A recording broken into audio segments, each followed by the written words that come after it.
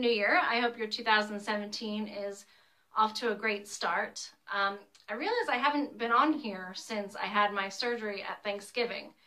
And for a while it was hard to do so. There was no way I could have done a video really and gotten any light, first of all. So I should apologize for this. Probably the lighting and quality is probably not the greatest, but there is no good light in my house right now. So I'm literally in my bathroom. I probably shouldn't have told you that. Anyway, so my surgery went great. I found the right doctor for sure. I mentioned his name before, but I definitely want to make sure that I give information. I'll even put his information in the description box because he's phenomenal. And I will only go to him and his group probably from now on if I need additional surgery or when I need additional surgery, right? His name is Derek, D-E-R-E-K, Ochiai, O-C-H-I-A-I. And he's with the Nerschel group in Washington, D.C. Don't worry, I'll put all the information below because it's worth it. It was, excuse me, it was just a wonderful experience all the way around. What he ended up doing was taking my labrum out. The idea was to go in and do a labrum reconstruction, if possible. But he said, and he went in with the attitude of, if I can do that, I will do it. If I think I can do this, I'll do that. If I see anything else I can fix, I'll fix it. So, and that was fine with me. I said, I'm your guinea pig, go for it. I'm willing to try anything that you need to do. That's fine with me. He went in, it only took 2 sites to go in arthroscopically, which was amazing. My last surgery had 3, so that was fantastic. I don't know how they do it, how they squeeze stuff through those little holes. I don't know. It really baffles me. But anyway, so he cut, or took a bite, actually, I have a picture of it. It took like a bite, like a hole puncher takes it out of paper. He took a nice chunk out of my labrum to see the layers. And the layers, bam, bam, bam, right down, they were all just red, red, red, red, red, angry, angry, angry. And he said, this would just keep happening. I would keep tearing, I would keep having problems with it. So he just, reconstructing it was not going to do much good. I'd probably be in the same situation in another year's time or so. So he took it out. He took out my labrum and replaced it with a cadaver, which I was very happy with. I was hoping that's what would happen, actually. So, excuse me, colds are starting to go around again. So he took out my labrum, put in the cadaver, and just anchored the hell out of it. I think he may have even worded it that way to my husband. He was able to get it to stay in, so he was able to graft in the new labrum. And then he did some other things. I think he said impingement, something, I don't know. I can't remember. He told me after the surgery, and I don't remember exactly what he described. And he thought from the pictures beforehand, the MRI beforehand, he might have to shave part of the bone, the ball of my femur, because he thought it might be hitting up against my socket when I walk, but that wasn't necessary to do. So he was even able to get my capsule to close. This man is a miracle. My last surgery, when I had the labrum tear fixed the first time in spring of 2014, the doctor he was able to anchor it down, but he couldn't get my capsule to close back up. My capsule literally looks like pink cotton candy. It's just so shredded. So every time he went to sew a stitch, it pulled right through.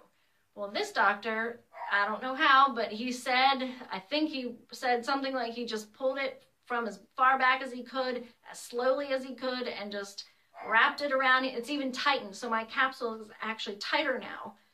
It's like giving it a hem, basically. Actually, no, that's exactly what it is. And then he just anchored the hell out of it. He was able to, I think instead of stitches, he used anchors. Yeah, I believe that's right. So, excuse me.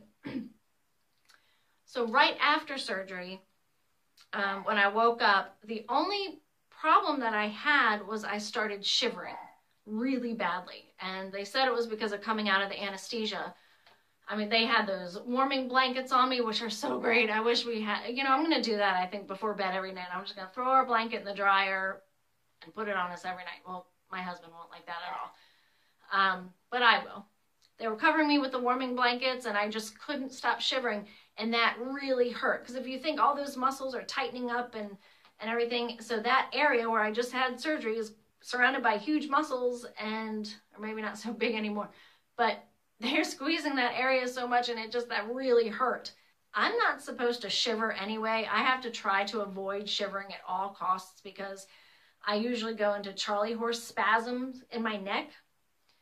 And when that happens, you know, I can't, the sternocleidomastoid will tighten up and spasm, and I can't really move it to try to get the Charlie horse to relax. So I really was trying not to shiver or get that to go. I'm trying to massage this with my hand while I'm shivering and my hip hurts, and that sucked. I think it seemed to last forever. I think it was probably only 10 minutes or so, but it was awful. Once that stopped, my husband came back, and then I was okay. I was talking to everyone, and even went to the restroom at one point, and the anesthesiologist was fantastic. I have to mention him. They were all wonderful. They were all so nice to me, but not only to me, but to my husband. They really were nice to him. They kept telling Kevin, you know, hey, we've got her. Don't worry about this. I'll take care of her. And that's what the anesthesiologist said to him. He said, don't worry, I got her. I'll take care of her for you. And that just made me feel so much better because I know Kevin is nervous about all of it. So that just meant the world to me. And he stayed around until I was able to leave. He stayed just to make sure I was okay. So we left that night, and we stayed in DC. We got a hotel room just a couple miles down the road and stayed in there, and I did okay. I was able to sleep and everything, you know, made sure I took my meds every 4 hours. We set the alarm to, sorry, my dog's gonna bark now. We set the alarm so I could get the pain meds in to help with everything, and so it wouldn't be too bad if, you know, we missed too many hours. And then we drove back to the doctor's office the next morning, and that's when he fitted me with my brace, or not fitted me with it, but gave it to me, and they adjusted it for me and everything, checked out the incision, and, you know, it's just two little incisions right at the top of my hip, but yet they had padding on me, this big, thick gauze and tape. It was like literally this big on my leg. The tape went down almost to my knee, and it was just two little incisions at the top of my hip. So it was kind of funny. I don't know why they had so much on, but I was a little worried when I saw how much they packed me up there.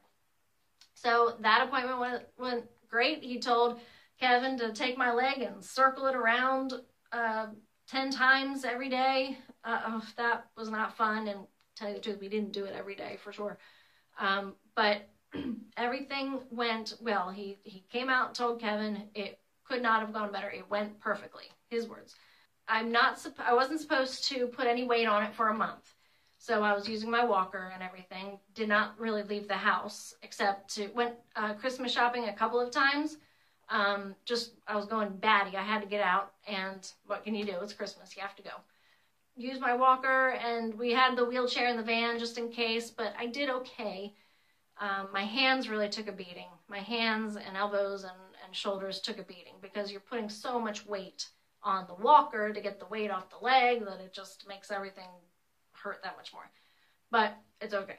Christmas went fine. It wasn't like I usually do it. You know, I usually decorate so much more than we did this year. I usually do more baking and stuff, and I feel bad, but everyone had a great time. It was fine. My mom was here, my in-laws, and the four of us, of course, so it went great. The kids had a blast, which is all that matters. And so now here we are in the new year, and I'm so excited for this year because all of 2016, I felt almost captive in my own home. I couldn't drive. You know, I drove a handful of times from the fall of 2015 to, you know, November. Didn't feel safe doing it. So this year holds so many new possibilities for me. and my family. It's going to help give me back to my family a lot more than what I was able to do last year. And that is priceless to me. I can't wait to see what 2017 is going to be like. So I just went for my follow-up last week. He said everything looks fantastic. He's thrilled with my progress. I've been walking around, which has actually helped strengthen it back up more than I should some days, because then I end up in a lot of pain. But, you know, because I would think just going from my bed to the bathroom or just going out to the kitchen for a sec, you know, it was no big deal. But then the kids ask for something and the dog has to go out, and then I forget something or walk by. Then I end up doing too much. But it's okay, because now I have started physical therapy. Tuesday was my first physical therapy appointment. So today's Friday the 13th, 2017.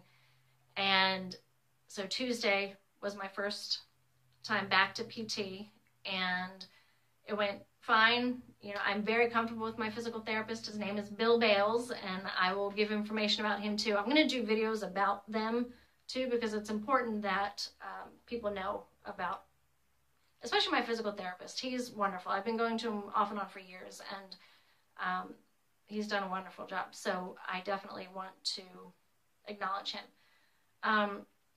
So with that, he just examined me, checked my measurements. My hamstrings are so tight. I don't know if they've ever been this tight. It's ridiculous. You know, with EDS, and you do the bite and score, and you can touch your hands to your palms to the floor without bending your knees. I can barely do that right now. My hamstrings are so tight. I can easily do that just from laying around a lot. Honestly, that's what it is from. So I'm going to do a video about 2017 very shortly, about, you know, my goals. I picked a word for the year. But I feel like I'm getting kind of a late start almost, because when the kids were still here from Christmas break, I felt like I couldn't get into my new routine that I want to try, and like the Miracle Morning type of thing, which I'm reading now, and really want to, like I said, 2007, this year is going to be fantastic. It's going to just open up so many new doors to me, and I wanted to start it off with a bang, but with them home and still recuperating, and I just haven't gotten the start I wanted to yet, but it's okay. A lot of times I think, like, if I don't start it on January 1st, then the whole year's ruined. I have to wait till, you know, another first or another whatever to start that routine. And that's so not true. I don't know why I do that to myself. Why do we do that to ourselves? It's really strange why we put that kind of pressure on ourselves to do that, to be perfect, even in picking a time that we choose to start something. That's ridiculous. So I'm letting that go. And also the kids were home for 2 days because of snow. So they go back a week, and then they're home 2 days because of snow. And then my younger son, Matthew, got sick in the middle of the night on Tuesday night. So he stayed home Wednesday, and it's just So anyway, I'm really looking forward to starting these new routines, and I want to share that all with you. I want to go through my planner. I want to really just, all these things I'm excited about. I'm sorry, I know I keep stopping. I have so many things running through my head that I want to talk about, but I have to do them separately. And this is getting kind of long, so I apologize.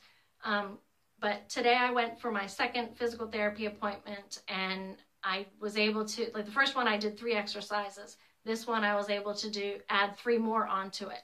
So I'm already getting stronger. I have to do my exercises at home. I am not good at that. I have never been good at that. I've been doing physical therapy since I was 15 years old, off and on, and I've never been good at doing my PT homework. So, but I have to. It's too important. It's too important, because I need to be able to give to myself and give to my family, and I can't if I'm not able to walk or am not putting myself in a position of health and strength to give back. So that's one of my main goals. All right, thank you for joining me. I really hope your year's off to a good start.